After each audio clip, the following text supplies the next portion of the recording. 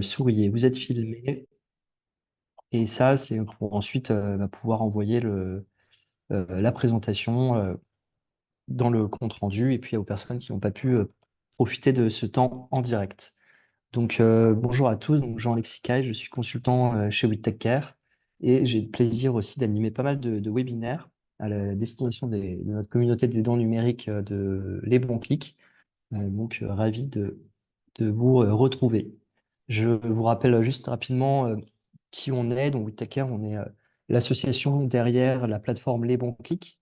On est une association nous agissons pour réduire la fracture du numérique. Et pour ça, nous avons des solutions numériques, notamment la plateforme Les Bons Clics, où grâce aux professionnels et bénévoles inscrits, nous co-construisons des ressources pour accompagner les publics sur leurs compétences de base du numérique. Vous retrouvez des ressources pédagogiques, des outils en libre accès, un forum, une cartographie et différents outils pour animer vos ateliers collectifs, individuels ou autres sur les compétences sur smartphone, sur ordinateur, sur tablette. Nous avons également une activité de conseil. C'est pour ça que j'ai cette dénomination consultant. En fait, j'accompagne aussi des collectivités et des organisations privées dans leur stratégie d'inclusion numérique. Et donc, WeTaker a accompagné plus de 90 organisations publiques et privées depuis 2007. Et enfin, donc, nous avons une activité de sensibilisation, de décryptage des enjeux liés à l'inclusion numérique, à la parentalité numérique, à l'éducation, à la santé numérique, et puis l'inclusion financière et la sécurité en ligne, par exemple, sont aussi des thématiques qui reviennent souvent. Alors, quelques objectifs pour ce webinaire. Donc, vous outillez, acteurs de la médiation numérique, pour comprendre et informer vos publics sur les bonnes pratiques de sécurité en ligne. Donc, on refera un passage sur les principaux actes de cybermalveillance pour mieux les prévenir. On vous partagera des outils et des bonnes pratiques pour protéger les publics de ces menaces et réagir sur un type d'acte de malveillance. Et puis, surtout, aujourd'hui, j'insiste sur le fait que ça va être un moment d'échange avec cybermalveillance.gouv.fr. Donc vous verrez, ça va s'articuler comme ça jusqu'à 15 heures. On fera quand même de la part de Laurent Verdier une introduction sur les actes de cybermalveillance pour repartir d'un constat, d'un socle commun, chiffré avec notamment leur rapport d'activité 2023, donc appuyé par leurs études et les retours, notamment via les demandes qui sont faites par les publics particuliers qui subissent finalement des actes malveillants. Ensuite, on aura la chance d'avoir deux retours d'expérience sur la mallette cyber, donc 2 fois 5 minutes donc par Ilmen et par Philippe. Philippe, qu'on n'a pas forcément entendu, je ne sais pas si vous nous avez rejoint d'ici là. Euh, Sinon, n'hésitez pas, on commencera par Ilmen tout à l'heure. Mais Euh, en tout cas, on aura le plaisir d'avoir normalement vos retours d'expérience sur la mise en œuvre de la mallette cyber, de l'utilisation avec les publics en atelier collectif. Et puis, on redonnera la parole à Monsieur Verdier pour la présentation de la ressource Sans Cyber. Et enfin, si je dépasse pas trop mon temps d'introduction, la parole est à vous. Ça sera un moment d'échange avec Laurent Verdier. Hop, c'est un téléphone qui sonne. Alors, eh bien, Laurent, je vous laisse la parole et puis vous me dites pour faire avancer les slides à votre rythme. Donc, vous êtes directeur formation et pédagogie et sensibilisation chez cybermalveillance.gouv.fr. Vous intervenez pour la deuxième fois en webinaire pour notre communauté des dons numériques et on vous remercie beaucoup. Eh ben, c'est l'heure des remerciements parce que je tiens effectivement également à remercier très chaleureusement la plateforme lesbonclics.fr et l'association WeTakeCare de nous avoir conviés à ce webinaire. Pour nous, c'est non seulement très, très, très important d'être au contact et d'échanger avec les professionnels de la médiation et de l'inclusion et surtout, surtout, de vous faire part de nos perceptions des cybermalveillances.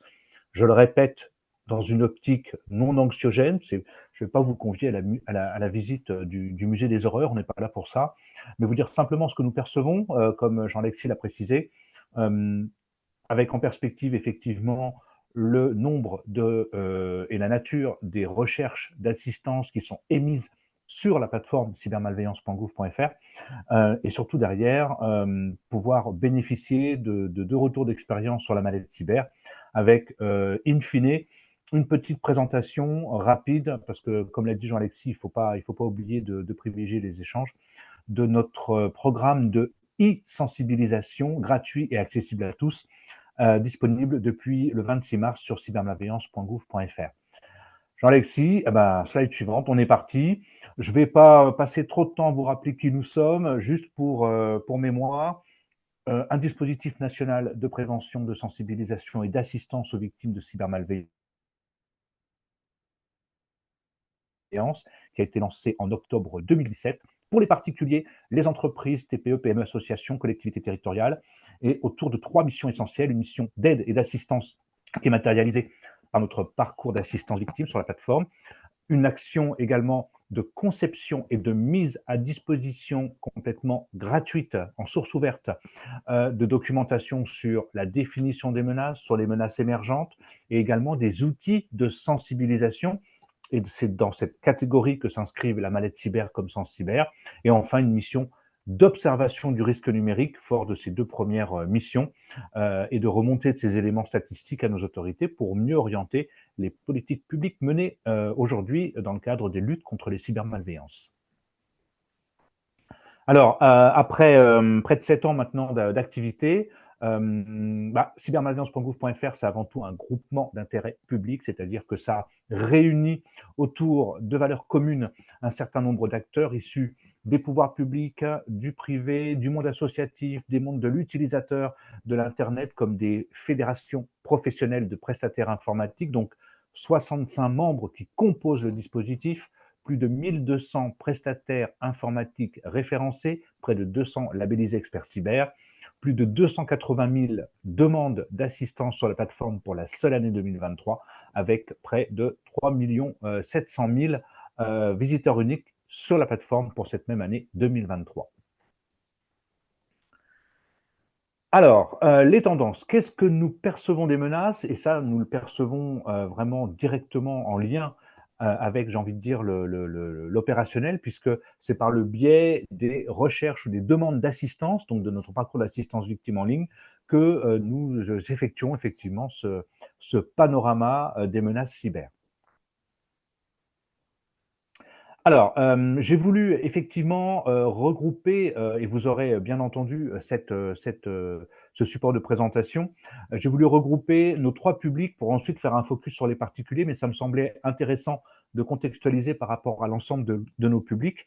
Et comme l'a évoqué Jean-Alexis tout à l'heure, je vous invite également à télécharger notre rapport d'activité 2023, qui est, comme le reste de nos ressources, gratuit et librement téléchargeable, qui sera beaucoup plus exhaustif que je ne pourrais l'être pendant ces quelques minutes. Menace majeure, l'hameçonnage qui est présent partout et bien placé. Fait surprenant, en 2023, l'hameçonnage qui était sur la première marche du podium pour les entreprises et les associations est descendu sur la deuxième marche au profit du piratage de comptes en ligne. En tout état de cause, pour les particuliers, donc principalement vos usagers, l'hameçonnage demeure la menace majeure, suivie par le piratage de comptes en ligne et une cybermalveillance que vous connaissez bien et qui a remplacé la tendance 2022 qui était sur la troisième marche du podium, qui était la violation ou la fuite de données. C'est donc l'arnaque dite au faux support technique qui est venue en 2023 reprendre la troisième place sur le podium. Alors, si on détaille un petit peu, Jean-Alexis, vous pouvez passer à la slide suivante. Si on détaille un petit peu, l'hameçonnage, comme vous le voyez, reste vraiment une menace majeure. Alors, l'hameçonnage, je le rappelle pour tout le monde, hein, c'est ce faux mail, ce faux SMS, ce QR code trafiqué, cet appel téléphonique bidon, par le biais duquel un interlocuteur va se faire passer pour ce qu'il n'est pas, à savoir un interlocuteur de confiance, dans l'optique de vous tromper, de théâtraliser un petit peu la situation, de vous faire croire un certain nombre de choses euh, très alléchantes ou au contraire très stressantes, culpabilisantes, de manière à pouvoir récupérer de votre part des informations confidentielles, des données personnelles, un mot de passe, un identifiant mot de passe, ou toute autre chose qui derrière va lui permettre soit de monnayer ces informations, soit de réaliser à son tour d'autres cybermalveillances grâce à ces éléments. Ce qui est intéressant, effectivement, c'est de voir qu'aujourd'hui, l'hameçonnage est suivi par le piratage de comptes en ligne, qui progresse, hein, puisqu'on est à plus 22% par rapport à l'année précédente. L'arnaque au faux support technique, ça on les a vus, c'est les trois premières, j'ai envie de dire, marches du podium. Les programmes malveillants, qui sont revenus très très forts, hein, virus ou programmes malveillants, qui sont revenus très très forts en 2023, avec une hausse sensible de plus 67%. Et enfin, la fuite de données personnelles, qui était sur la troisième marche du podium en 2022 et qui risque, ça risque puisque là on a affaire à des tendances mouvantes, bien entendu, de revenir assez fort en 2024 avec les grosses fuites de données qu'on a connues notamment en début d'année. Slide suivante, s'il vous plaît, Jean-Alexis. Alors, très rapidement, l'hameçonnage, je l'ai dit, c'est pour nous la menace majeure. 1,5 million de consultations sur la plateforme et plus de 50 000 recherches d'assistance pour l'année 2023. Comme je l'ai dit, c'est un petit peu le couteau suisse des cyberattaques. On est passé d'un mode opératoire qui se suffisait à lui-même à vraiment un mode d'attaque qui permet de récupérer de la donnée, de l'information et qui va derrière, de manière très très courte, permettre aux attaquants de réutiliser cette donnée très rapidement à votre préjudice ou à celui de vos proches ou de vos contacts dans une boucle très très courte, avec l'apparition effectivement ce qu'on appelle le smishing, hein, savoir l'hameçonnage qui cible nos terminaux mobiles, le téléphone mobile, et pour 2023, l'apparition effectivement d'un nouveau phénomène qu'on avait entreaperçu les années avant, mais qui a pris un peu d'importance, donc l'hameçonnage via les QR codes, effectivement, qui rendent compliqué le fait de pouvoir décrypter le site sur lequel on va être redirigé. Et là, j'ai mis volontairement une capture d'écran avec un fait qui a été très fort en fin 2023. Coucou papa, maman, j'ai perdu mon téléphone. Donc, effectivement, une campagne qui a été très sensible fin 2023, par le biais duquel les attaquants se faisaient passer pour votre fille ou votre fils, attestant d'avoir perdu son téléphone et vous demandant de le contacter sur un canal auxiliaire comme WhatsApp avec un autre numéro. Tout ça pour obtenir de vous un virement ou de l'argent. Slide suivante. Et j'ai toujours en tête les 10 minutes. Jean-Alexis, je me dépêche. Le piratage de comptes en ligne, seconde menace majeure pour tous les publics, 22% d'augmentation. Là aussi, on a démultiplié les accès et les comptes en ligne. Malheureusement, nous ne protégeons ces accès et ces comptes qu'avec souvent des mots de passe trop faibles, trop facilement devinables ou un mot de passe unique, mais que nous utilisons fort, mais que nous utilisons pour tous ces services. Et là, comme pour l'hameçonnage, on est face à une cause majeure d'autres cybermalveillances avec des impacts, puisque ces accès nous sont de plus en plus utiles, des impacts de plus importants pour les victimes. Slide suivante. Un petit rappel sur l'arnaque au faux support technique qui touche prioritairement nos seniors. Ça, nous, on le perçoit bien au niveau des tendances que nous prenons en compte. Plus de 12 000 recherches d'assistance pour la seule année 2023 avec des méthodologies d'attaque qui sont de plus en plus sophistiquées. On a vu réapparaître certaines méthodologies utilisant des sociétés de recouvrement, c'est-à-dire que pour les victimes qui n'avaient pas payé la première fois, les attaquants ont fait appel à des sociétés de recouvrement pour mettre un petit coup de pression en plus, ou alors un cumul avec l'arnaque au faux conseiller bancaire, c'est-à-dire que pendant la pseudo-réparation, parce que je vous rappelle qu'à l'origine, il n'y a aucune infection réelle, pendant la pseudo-réparation, la personne que vous avez au bout du fil va indiquer que au moment où elle vous parle, il y a une transaction frauduleuse, mais heureusement, ils sont accrédités Visa Mastercard et qui vont pouvoir stopper le piratage de vos comptes en ligne et la transaction frauduleuse grâce au code unique que vous allez en plus leur transmettre. Donc voilà, on a espèce de cumul de cybermalveillance, donc une amélioration et une sophistication de ce mode opératoire. Et enfin, dernière chose que je voulais évoquer avec vous, l'arnaque aux faux conseillers bancaires, ça a fait des ravages, une très forte expansion en 2023, plus 78% d'augmentation. Plus de 5000 personnes victimes ont cherché une assistance. Donc effectivement, des préjudices et des montants significatif. Et en face, on a vraiment affaire à des équipes très organisées qui réutilisent très rapidement des données qui ont été rentrées lors d'un hameçonnage quelques jours avant, des données financières et personnelles qui ont été rentrées dans des formulaires frauduleux et se font passer pour votre conseiller bancaire ou un responsable sûreté de votre banque. Slide suivant.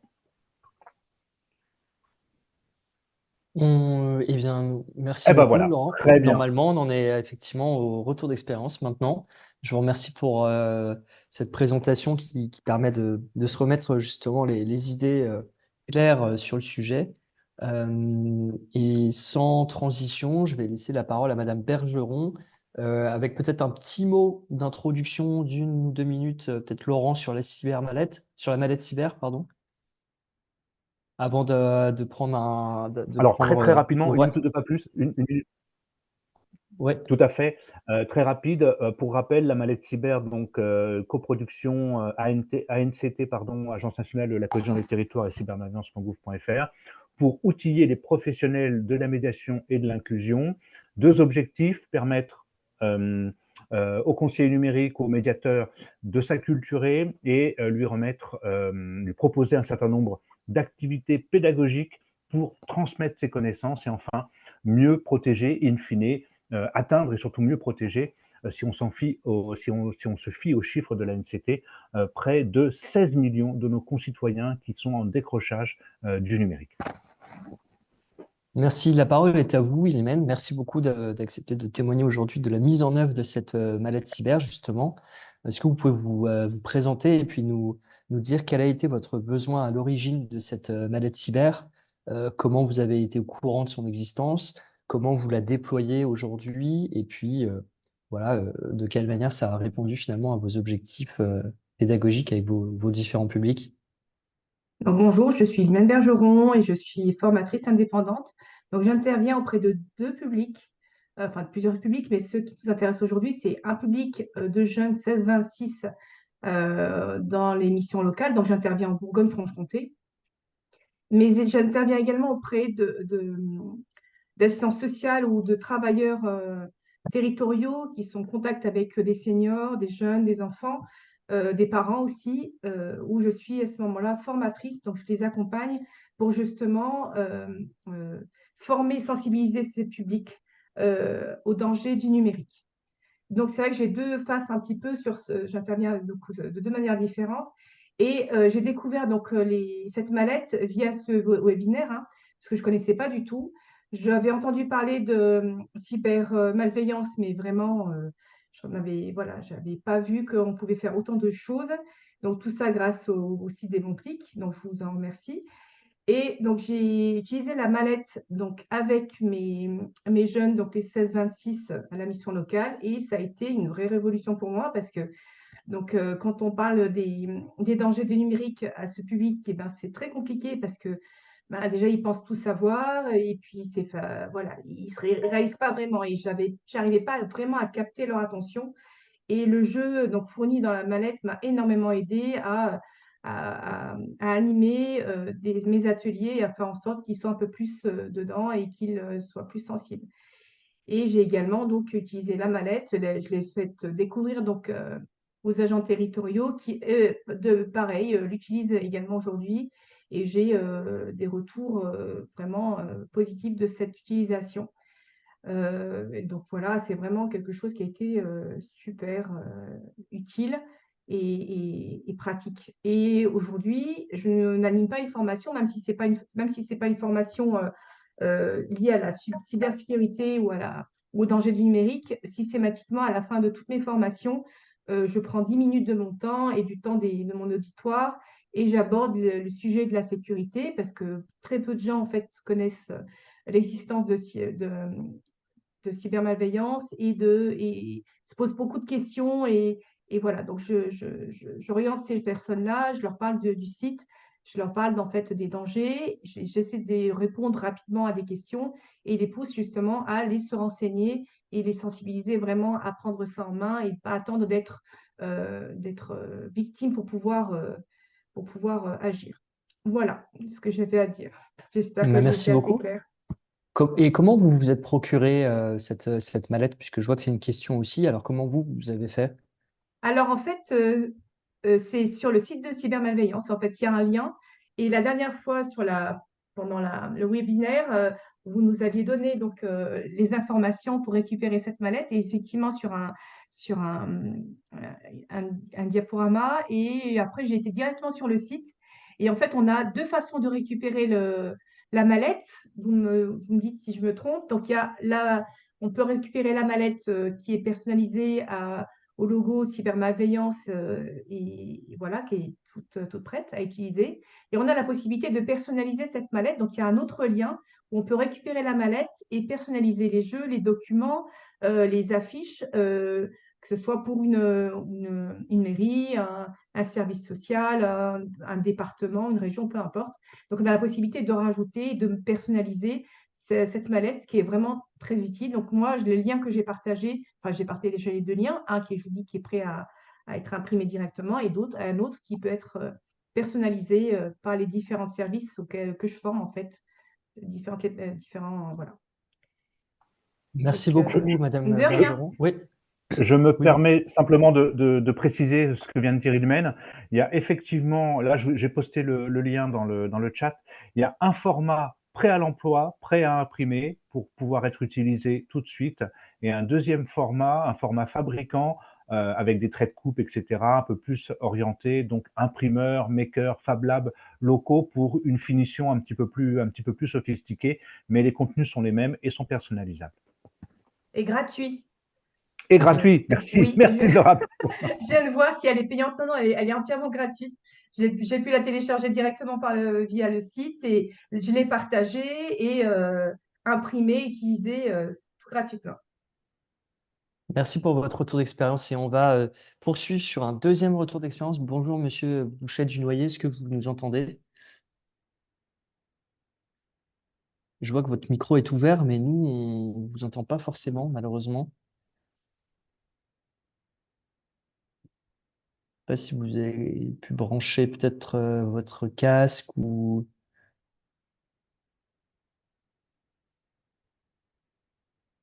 En attendant, je vois que quelqu'un avait levé la main, mais a baissé la main, donc il n'y a plus de main levée. Est-ce que quelqu'un, là, comme ça, à vif, comme ça, voudrait faire un petit retour d'expérience sur la mallette ou a une question à poser?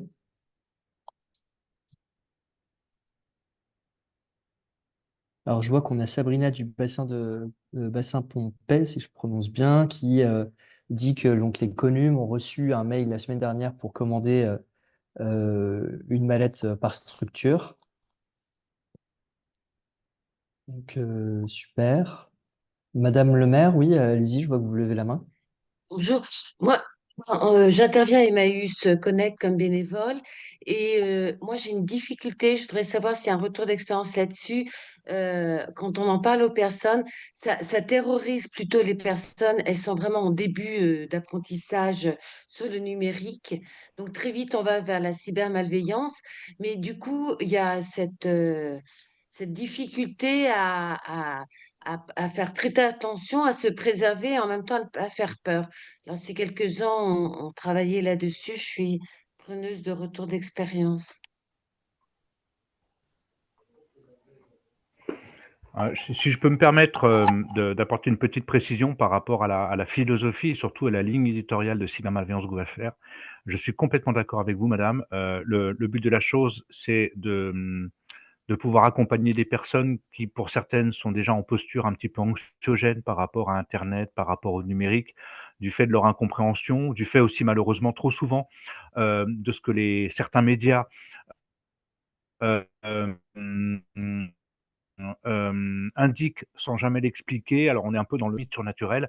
Euh, le but, c'est vraiment d'expliquer, de décortiquer, ou en tout cas au niveau de la mallette, de rendre accessible un certain nombre d'éléments à la personne qui va animer l'atelier, au conseiller ou au médiateur, pour que lui, à son tour, puisse les rebasculer dans une optique d'accompagnement, de mise en confiance par rapport au numérique et surtout de compréhension. C'est vraiment ce qu'on a voulu mettre en avant On n'est pas là pour faire peur, on est là pour attiser la compréhension et donc démystifier un certain nombre de choses. Non, les pirates n'ont pas de pouvoir magique. Ils utilisent malheureusement trop souvent des leviers, ce qu'on appelle comportementaux. Ils vont tenter de faire peur, ils vont tenter de vous faire croire que c'est l'affaire du siècle, ils vont tenter de vous faire culpabiliser, ils vont jouer sur l'incompréhension. Mais justement, il faut expliquer, faut être pédagogue et derrière accompagner les usagers pour vraiment, éveiller, leur intérêt et leur confiance. Merci beaucoup. Est-ce que vous avez d'autres remarques ou d'autres réactions?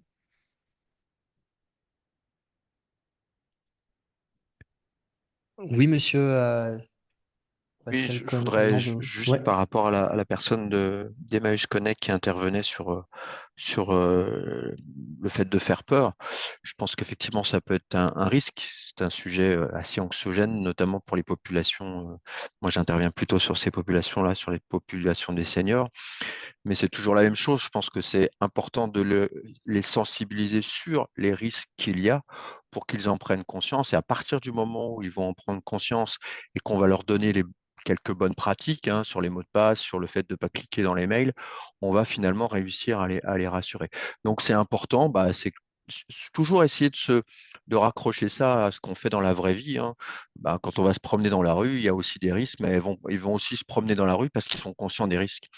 Il y a un écran devant nous, mais derrière un écran, il y a plein de gens qui vont essayer de nous arnaquer. Voilà, et je pense qu'il faut à la fois, dans un premier temps, leur dire voilà les risques qui existent, voilà les mécanismes des risques.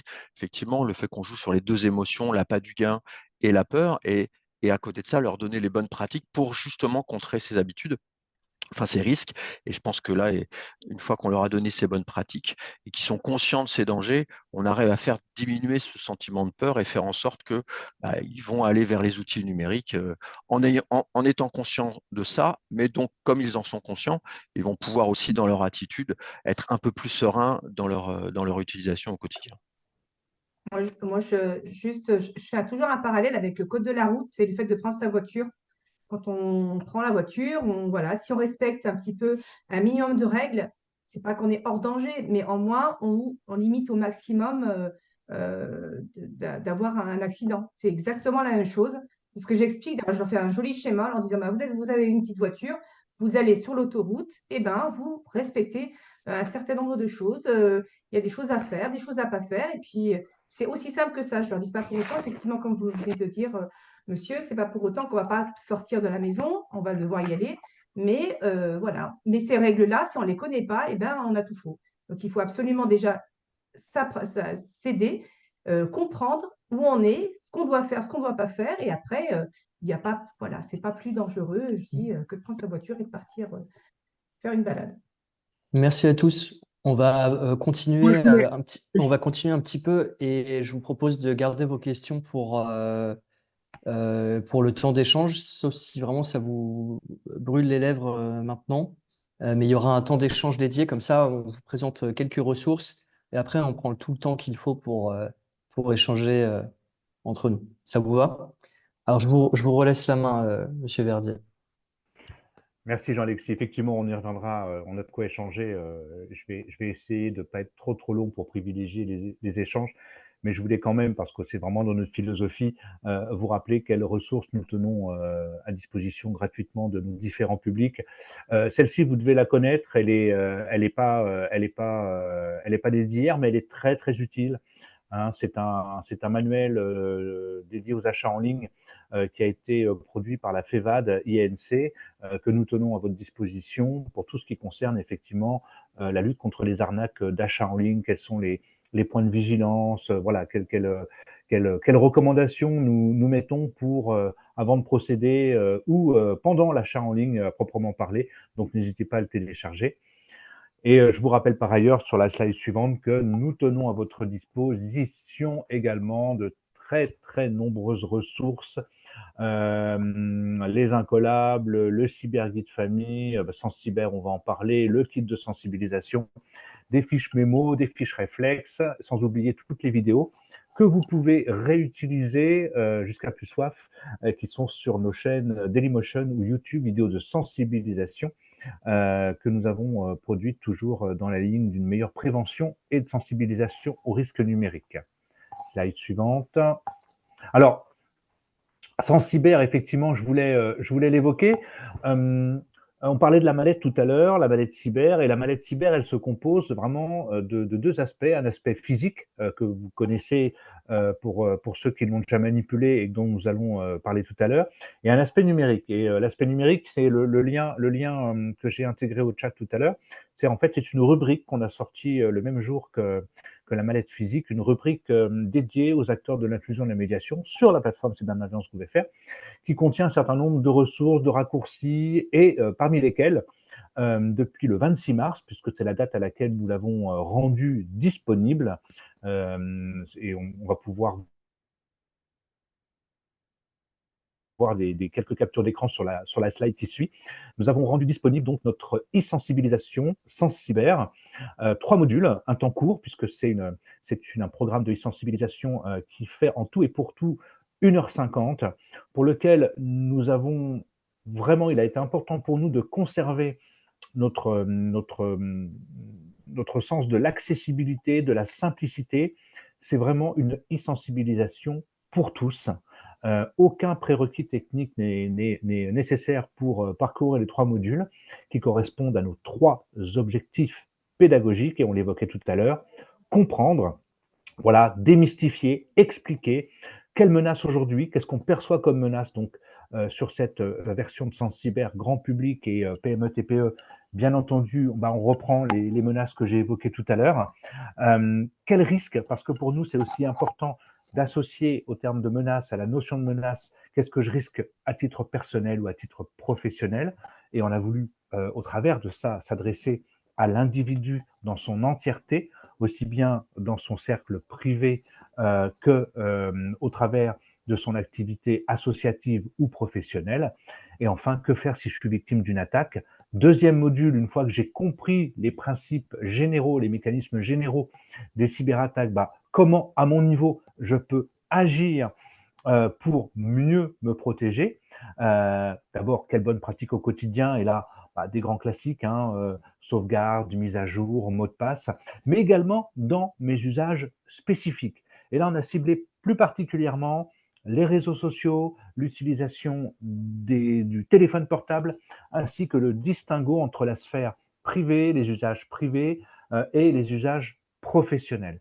Et enfin, troisième module, peut-être le plus ambitieux, parce que c'est celui sur lequel on avait le moins de documentation et le moins de recul: comment devenir à mon tour un relais de ces bonnes pratiques et de ces informations, de manière à passer du stade de la sécurité individuelle, ou alors dans un cercle proche familial, à une notion de sécurité collective. Donc, sensibiliser pourquoi, avec quels outils, et pour aller plus loin, quels sont les acteurs nationaux qui œuvrent dans le domaine de la lutte contre la cybercriminalité ou les cybermalveillances, ainsi que les principaux textes de référence. Alors, sur la slide suivante, il y a une capture d'écran de l'espace personnel que vous pouvez activer gratuitement sur la plateforme cybermalveillance.gouv.fr. Alors oui, un identifiant et un mot de passe en plus à stocker dans votre gestionnaire de mots de passe préféré. Et vous aurez donc la possibilité de parcourir gratuitement ces 3 modules. Tout ce qu'on demande comme obligation, entre guillemets, c'est le respect des modules 1, 2, 3 dans cet ordre, tout simplement pour respecter nos objectifs pédagogiques. Une fois que vous avez terminé la e-sensi, vous avez à votre disposition des séquences et des quiz jouables à volonté que vous pouvez, le cas échéant, peut-être, et ça je le laisse à votre appréciation en tant qu'accompagnant numérique, peut-être les rejouer ou les refaire avec des usagers que vous accompagnez qui ne seraient pas en mesure, pas suffisamment autonomes peut-être, pour s'ouvrir eux-mêmes un espace personnel sur la plateforme. Et comme je l'ai dit tout à l'heure, cette e-sensibilisation est jouable et réalisable sans aucune connaissance technique préalable. Le parcours des 3 modules est récompensé par une attestation de suivi qui est personnalisée et qui est téléchargeable, et donc vous pouvez directement accéder à la page de présentation de Centre Cyber en suivant le lien qui est fourni sur cette diapo. Et enfin, comment ne pas terminer par le cybermois? L'année dernière, j'avais intégré un article sur les bases de la NCT pour le cybermois.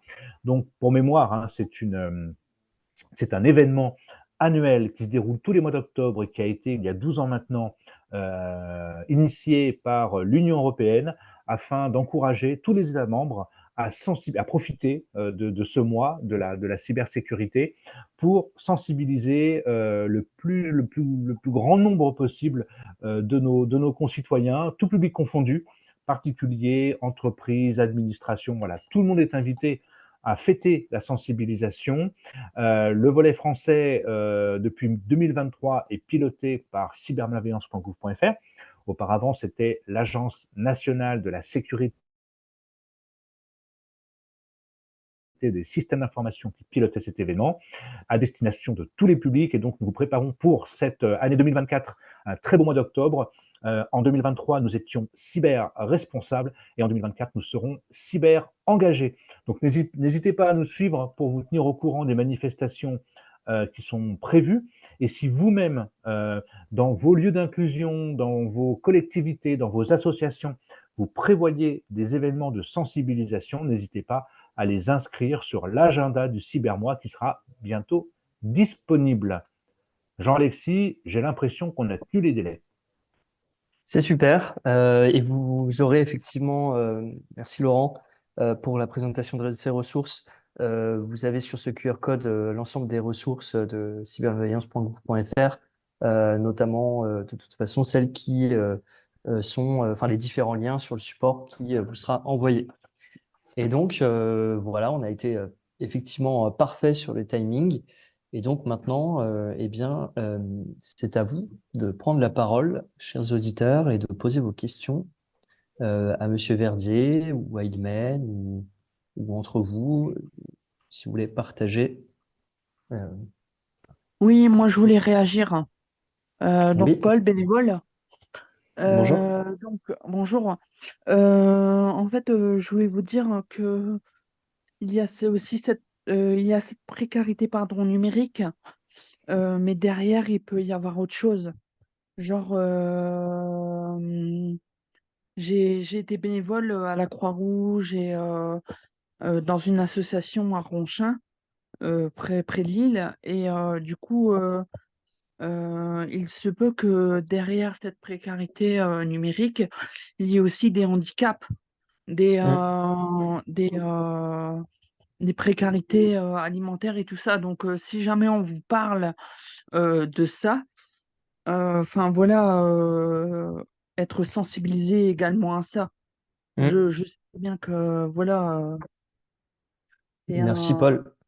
voilà.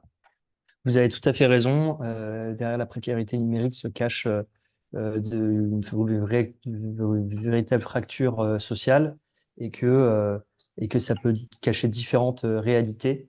Et merci beaucoup de nous le rappeler, Paul. Et si quelqu'un veut réagir, voilà, n'hésitez pas. Merci beaucoup.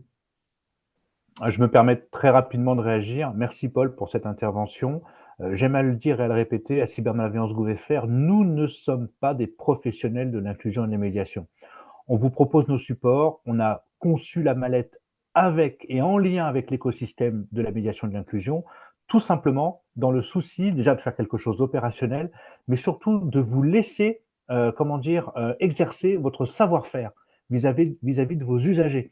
À aucun moment, nous n'avons ambitionné de nous substituer au savoir-faire et au métier d'un accompagnant. Et ça, c'est important de le dire.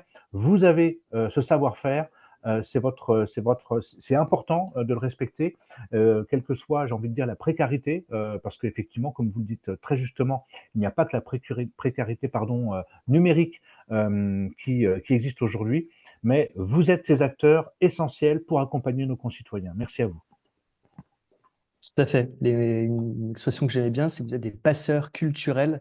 Vous aidez les personnes à rentrer finalement dans ce monde digital dont aujourd'hui on doit composer avec. Je vois qu'il y a des questions dans le chat, alors je vais les prendre de manière chronologique. On parle souvent de VPN pour ne pas être suivi. Est-ce que c'est quelque chose à conseiller? Laurent, est-ce que vous avez... Alors, ouais, ça peut. Alors, pour info, en fait, un VPN, hein, c'est l'abréviation de Virtual Private Network, donc réseau privé virtuel. Et concrètement, ça va vous faire passer par la République des Bahamas pour aller vous connecter sur un site français. Hein, quand vous vous connectez de votre domicile et que vous utilisez un VPN, donc en fait, vous vous adressez à un opérateur de VPN, et le but, c'est de vous faire des rebonds par les quatre coins de la planète pour venir vous connecter à un site qui peut être en France ou en Europe. Bah, j'ai envie de dire, c'est pas d'abord l'utilisation, la souscription et l'utilisation d'un VPN n'est pas à la portée tout à chacun. Il faut quand même avoir une certaine culture pour comprendre le mécanisme sur lequel repose un VPN. Et moi, je pars du principe qu'il faut mieux mettre à jour régulièrement les différents outils qu'on utilise, dont le navigateur, et rester vigilant par rapport à des propositions trop anxiogènes ou trop alléchantes, au contraire, avant de se jeter dans les bras d'un VPN. Un VPN peut être utile, mais justement, il faut, je pense, en tout cas, réellement en avoir l'utilité. Voilà.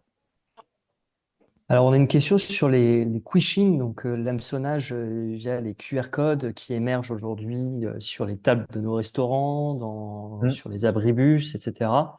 Et donc, la personne nous a juste dit, pouvez-vous nous parler du phishing? Bah, le phishing, en fait, le QR code, c'est vraiment le vecteur qui va être utilisé de manière à masquer le site sur lequel vous allez atterrir. Mais une fois que vous êtes sur le site en question, c'est pas parce que vous êtes à une table de restaurant qu'il ne faut pas être vigilant et qu'il faut s'interdire de lire dans l'URL de son navigateur, même sur un téléphone portable, de vérifier qu'il s'agit d'une URL valide et que les éléments qu'on va vous demander sont proportionnels à l'action que vous envisagez de réaliser.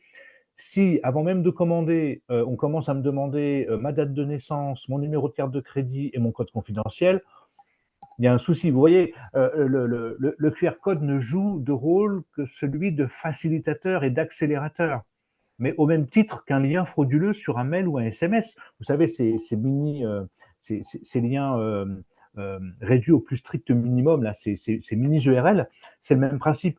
Ça masque temporairement l'URL complète d'un site frauduleux, mais en l'activant, vous allez vous retrouver sur ce site frauduleux. Donc, une fois que vous êtes connecté, c'est toujours pareil, et quel que soit le site, j'ai envie de dire, méfiez-vous des éléments qu'on va vous demander. Ce n'est pas le QR code qui va aspirer tout seul les éléments financiers de votre téléphone. C'est vous qui allez les communiquer à un moment donné. Et pour cela, il va falloir, comme je le disais tout à l'heure, mettre en scène une situation, vous faire croire que, de manière à ce que vous communiquiez vous-même ces éléments. Donc, quel que soit le moyen par lequel vous arrivez sur un site, sur ce site-là, veillez toujours à être vigilant et surtout à communiquer uniquement des informations qui soient proportionnelles en termes de sensibilité par rapport aux services demandés ou offerts ou dont vous avez besoin. Alors, j'ai une question de Brigitte Daniel. Que dire à une personne qui reçoit un message de violation des données à l'hôpital ou violation sur un site de billetterie? Que peut-elle craindre et comment agir?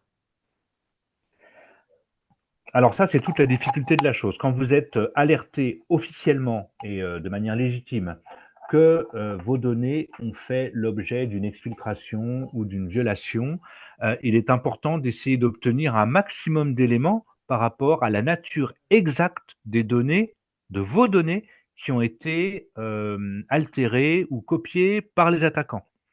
Normalement, l'organisme qui vous prévient doit détailler ces données.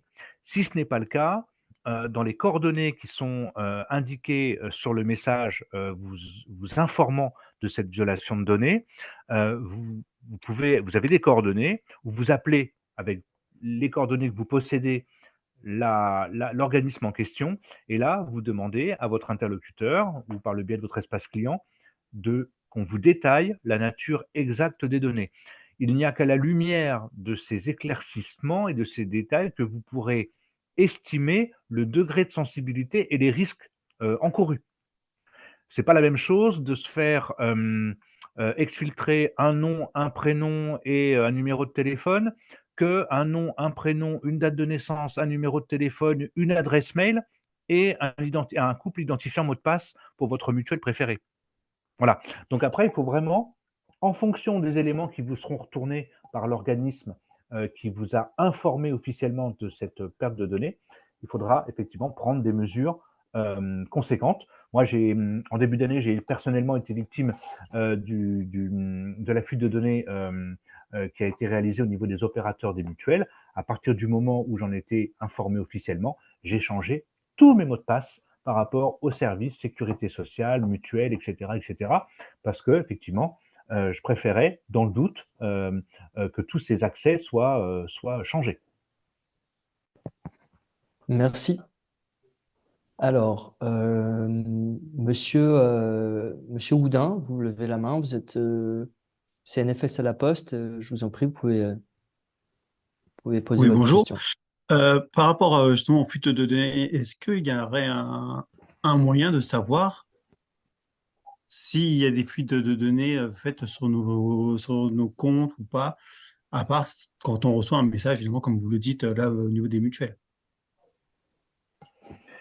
Alors aujourd'hui, il faut le savoir, quand une organisation est victime d'un piratage informatique et que des données à caractère personnel sont impactées ou exfiltrées, cette organisation a l'obligation de le déclarer à la CNIL.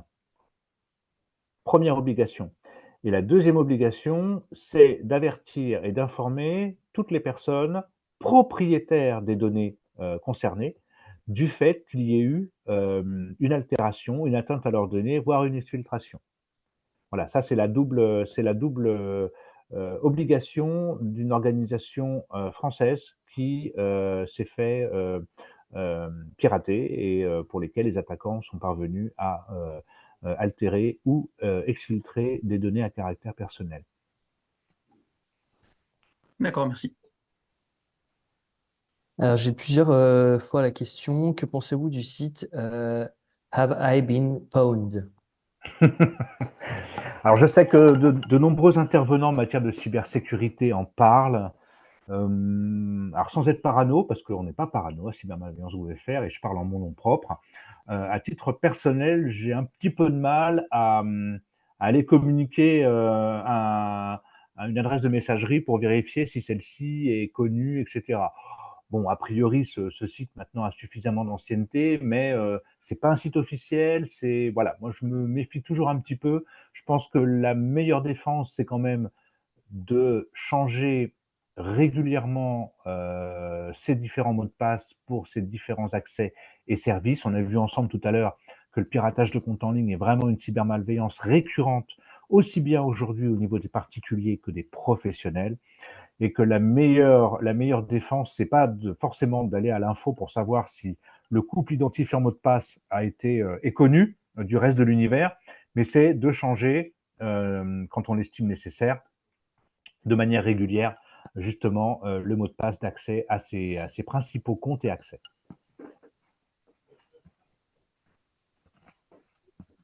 Sam, vous avez la main levée, je vous en prie.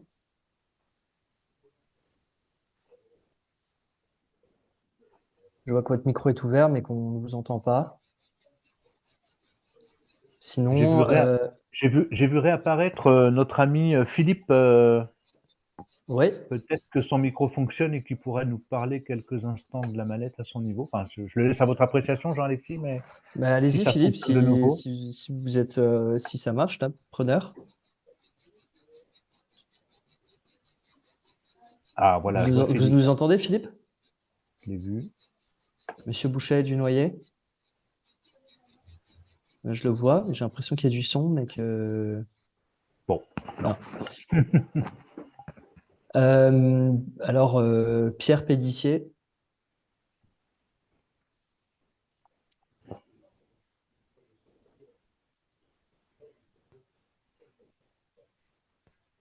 Non, ce sont des mains levées par mes gardes. Par inadvertance. Mais si quelqu'un veut poser une question à l'oral, n'hésitez pas. J'essaie de remonter dans le fil. Alors, pendant que quelqu'un prépare sa question, j'en profite parce que tout à l'heure, effectivement, vous avez été plusieurs très, très intelligemment d'ailleurs, à comparer des situations virtuelles et des situations de la vraie vie. Pour votre information sur les cartes du jeu de la mallette, puisque cette mallette se compose de supports de médiation pour échanger avec les usagers, pour transmettre les connaissances fondamentales et d'une activité ludique, hein, en l'occurrence un jeu de cartes. À la demande des conseillers numériques et en accord avec eux, on a pour chaque menace Oui, donné est-ce un que exemple de transposition dans la vie réelle pour mieux faire comprendre à certains usagers, notamment nos seniors, de comment on pourrait expliquer, par exemple, un virus ou un fait d'hameçonnage dans la vraie vie. Voilà, je me tais. Je voulais est-ce que vous intervenir. m'entendez? Ah, C'est Je- c'est Monsieur Pellissier. Oui, bonjour Monsieur Pellissier. Oui, Oui. bonjour. Du coup, en fait, je me posais la question. C'est vrai qu'on reçoit beaucoup d'usagers et c'est vrai que tout ce qui est des cyberattaques, ça les inquiète beaucoup. Pour la plupart, ils n'osent pas prendre la main Mm. euh, de peur de faire des bêtises. Comment est-ce qu'il y a un moyen de les rassurer sans pour, enfin, pour que justement ils aient moins d'inquiétude par rapport au numérique? Je ne sais pas si je me suis fait comprendre. Si, oui, vous êtes. ah, Pardon, allez-y. oui, oui, j'ai compris en fait. En fait, il faut être de nouveau, comme vous disiez, comme disait Monsieur le directeur, très pédagogue, savoir expliquer clairement les choses, quitte à familiariser les gens avec l'espace. Parce que sinon, si par exemple ils savent pas où se trouve la souris ou carrément aller dans ou familiariser avec le son, le clic de la souris. Enfin, si la personne demande qu'est-ce que c'est un écran, être très explicatif là-dessus. Par exemple, lui dire, bah, vous avez déjà vu une vitre. Enfin, Mm. voilà, est-ce que ça ressemble à Mm. ça? Toucher si vous voulez. Enfin, voilà, toutes des techniques comme ça qui permettraient de. Enfin, Ouais. voilà quoi. Ouais, tout à fait. Vous avez raison de donner des exemples concrets de la vie réelle, de partir du besoin du public, de l'usager, le rassurer. Est-ce que quelqu'un d'autre a des conseils ou sinon vous alliez enchaîner, Monsieur Verdier? Oui, Moi, je dirais. Ouais, allez-y, Ah, pardon. Allez-y, allez-y. pardon. Je me présente Karine Lassalle de la Médianette de la CCHPM, donc dans le Pas-de-Calais.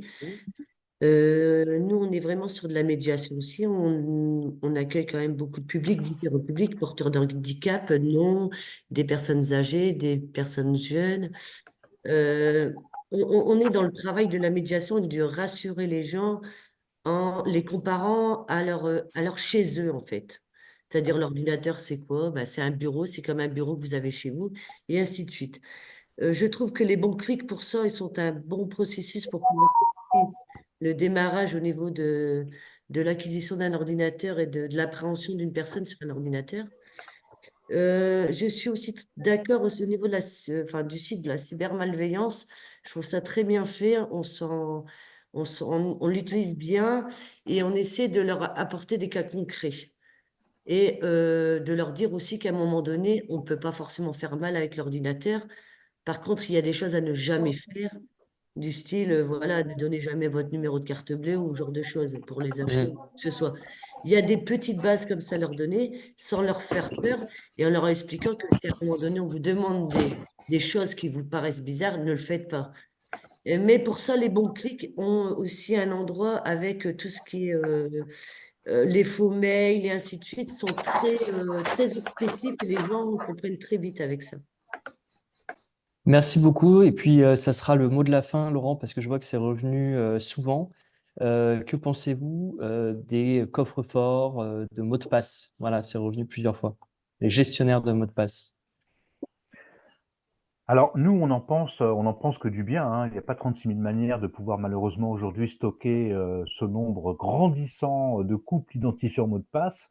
Je l'ai dit tout à l'heure, mais c'est pas un scoop, hein. Nous avons, notamment depuis les confinements qui ont marqué la crise sanitaire, nous avons tous démultiplié les accès, les services, les offres pour lesquels on nous demande un identifiant, un mot de passe, un de plus. Donc de deux choses l'une, hein. Soit on a une mémoire d'éléphant, on est super bon, soit on a généré soi-même, on s'est créé une stratégie de création de mots de passe qui nous permet, par un moyen mémotechnique, d'associer facilement un site avec l'identifiant et le mot de passe. Mais moi, je suis pas bon dans ces deux domaines-là, donc effectivement, j'ai adopté un petit coffre-fort, un petit gestionnaire de mots de passe. En quelques mots, c'est un logiciel qui va vous permettre de stocker de manière sécurisée, donc chiffrée, sur votre ordinateur ou sur une clé USB, l'ensemble, tous les couples identifiants mot de passe pour chaque service. Pour le coup, on n'a pas à les retenir. Par contre, pour accéder à ce coffre-fort, il faut retenir un seul mot de passe. Donc, il faut bien le choisir, il faut faire quelque chose de costaud. Et deuxièmement, il ne faut pas l'oublier, parce que pour le coup, comme ce sont des logiciels qui ont été testés, notamment comme KeePass, qui a été testé par l'ANSSI, qui est gratuit, si jamais vous oubliez votre mot de passe, il faut y aller à la tourneuse fraiseuse après, hein. Voilà. Donc, c'est ce que nous recommandons, c'est vraiment de s'aider avec ce type de logiciel. Super, eh ben, merci beaucoup. C'était le mot de la fin. Voilà, c'est la contrainte de ces webinaires d'une heure, mais on espère que ce long temps d'échange vous a permis quand même cette fois-ci d'assouvir votre curiosité et d'en savoir plus, pouvoir accompagner vos publics sur un usage sécurisé des outils en ligne. Et puis on l'a vu, hein, c'est pas seulement connaître des outils, faire du technique, mais c'est aussi surtout rassurer, trouver les moyens pédagogiques. Et ça c'est beaucoup d'humain. Et c'est, on le sait, hein, un tiers aussi de votre travail, hein. Donc, bravo à tous, merci beaucoup. Et je vous mets dans le chat le lien pour donner votre avis sur le questionnaire, enfin sur le webinaire, c'est important. C'est comme ça qu'on a pu changer l'horaire du webinaire parce que nos amis ultramarins demandaient d'être là. C'est comme ça qu'on a décidé de mettre un plus long temps d'échange. Donc, donnez votre avis, exprimez-vous, c'est important. Et je vous dis à très bientôt. Et Moi, merci beaucoup. Ouais. je veux juste en profiter pour d'abord vous dire au revoir à toutes et à tous, remercier une fois de plus lesbonclics.fr et WeTakeCare pour ce partenariat au profit des acteurs de l'inclusion de la médiation. Remercier également Philippe, malheureusement qu'on n'a pas pu entendre, et Ilmen, et vous indiquer qu'on pourra se retrouver, si vous y participez, le 8 octobre prochain à Lyon pour le forum Résine, ou encore au numérique en commun à Chambéry, où nous aurons un corner pour vous accueillir. Au revoir à tous. Merci Laurent, merci beaucoup. Au revoir à tous.